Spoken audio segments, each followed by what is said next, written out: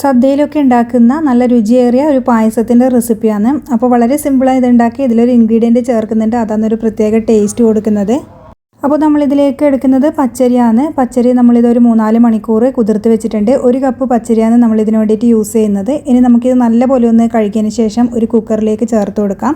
ആവശ്യത്തിനുള്ള വെള്ളവും ചേർത്തിട്ട് വേവിച്ച് കൊണ്ടുവരാം. അപ്പോൾ ഇതൊരു 4 വിസിൽ വരുന്നവരെ മീഡിയം ഫ്ലെയിമിൽ വേവിച്ച് കൊണ്ടുവരുന്നുണ്ട്. അതുപോലെ തന്നെ 5 മിനിറ്റ് ഇത് സിമ്മിൽ വെച്ചിട്ടുമാണ് വേവിച്ചെടുത്തത്.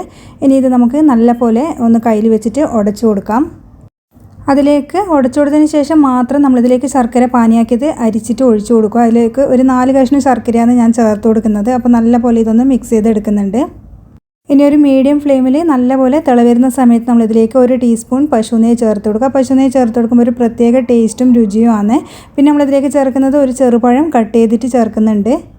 പഴം ചേർത്തതിന് ശേഷം ഇത് നല്ലപോലെ ഒന്ന് വേവിച്ചെടുക്കണം. അതുപോലെ ഒന്ന് ജസ്റ്റ് കുത്തി കൊടുത്തിട്ട് അതൊക്കെ ഒന്ന് ഉടച്ചു കൊടുക്കുക. അപ്പോൾ അതിൻ്റെ ഫ്ലേവർ നല്ലപോലെ ഇതിൽ ഇറങ്ങിക്കിട്ടും. പിന്നെ നമ്മളിതിലേക്ക് ചേർക്കുന്നത് തേങ്ങേൻ്റെ 2ാം പാലാണ്. അതും കൂടിയും ചേർത്തിട്ട് നമ്മൾ നല്ലപോലെ ഇതൊന്ന് മിക്സ് ചെയ്ത് കൊടുക്കുന്നുണ്ട്. അതുപോലെ ഇതിലേക്ക് ഒരു നുള്ളി ഏലക്കാപ്പൊടിയും ഒരു നുള്ളി ചുക്കുപൊടിയും ചേർക്കുന്നുണ്ട്. അതുപോലെ തന്നെ നല്ലപോലെ തിളപ്പിച്ചിട്ട് കുറച്ച് കുറുകുന്നത് വരെ നമുക്കിതൊന്ന് വറ്റിച്ചെടുക്കാം. തേങ്ങേൻ്റെ 2ാം പാൽ ഒഴിച്ചിട്ട് അതിൽ കിടന്ന് നല്ലപോലെ കുറുകി കഴിയുമ്പോഴാണ് ആ ഒരു പായസത്തിന് പ്രത്യേക ടേസ്റ്റ് കിട്ടുന്നത്. അതുപോലെ തന്നെ ഇതിലൊരു നുള്ളി ഉപ്പും കൂടിയും ചേർത്ത് കൊടുക്കുന്നത്. എന്നാൽ മാത്രമേ ആ പായസത്തിനൊരു പ്രത്യേക ടേസ്റ്റ് കിട്ടുള്ളൂ.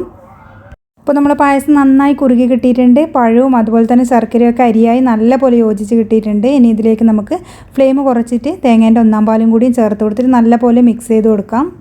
ഇനി നമുക്ക് ഫ്ലെയിം ഓഫാക്കിയിട്ട് പശുനെയ്യിൽ അണ്ടിപ്പരിപ്പും മുന്തിരിയും വറുത്തിട്ട് കൊടുക്കാം. ഇനി ഇത് നല്ലപോലെ വീണ്ടും കട്ടിയാവും കുറച്ചും കൂടിയും തണുത്ത് കഴിയുമ്പോൾ.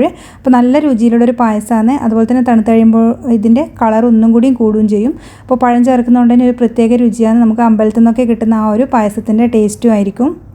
അപ്പോൾ വീഡിയോ ഇഷ്ടമായാൽ തീർച്ചയായിട്ടും ട്രൈ ചെയ്ത് നോക്കുക. അതുപോലെ ഇനി പായസം പ്രത്യേകിച്ച് അരിപ്പായസം വെക്കുമ്പോൾ ഇതുപോലെ ചെറിയ പഴം ഒന്ന് ഇട്ട് കൊടുത്തിട്ട് ഒന്ന് ട്രൈ ചെയ്ത് നോക്കുക. വീഡിയോ ഇഷ്ടമായാലും ലൈക്ക് ചെയ്യാനും ഷെയർ ചെയ്യാനും സബ്സ്ക്രൈബ് ചെയ്യാനും മറക്കല്ലേ.